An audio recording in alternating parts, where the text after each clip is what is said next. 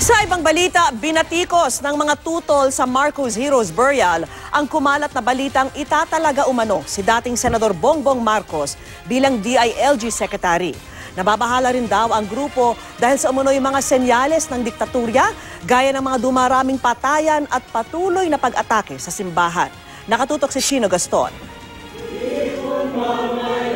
Nagtipon-tipon sa bantayog ng mga bayani ang February 25 Coalition, ang samahan ng mga kontra sa Marcos Burial upang pag-usapan ang gagawin sa pagdiriwang ng ika-31 taon ng People Power Revolution.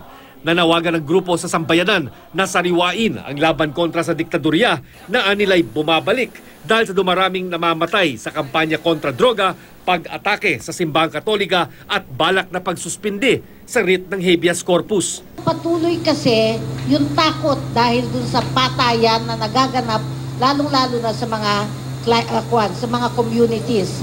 Kaya itong panawagan na bumalik tayo sa People Power Monument sa EDSA ay paliwanag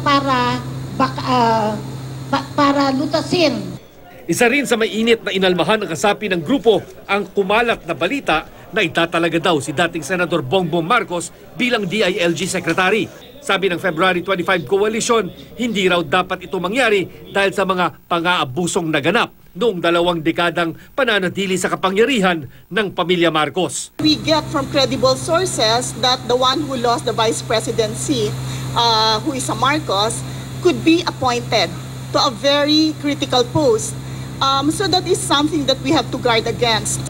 Mahalaga nga raw ang posisyon ng Interior and Local Government Secretary kung may balak kang tumakbo sa mas mataas na elective position ayon sa nakapanayam naming political analyst. Popularity, you are the secretary, and of course your ability to influence the local chief executives on certain decisions, and especially if the president is very keen on for example implementing a federal system. It's hard to say it translates to vote, but it can translate to certain capital, political capital.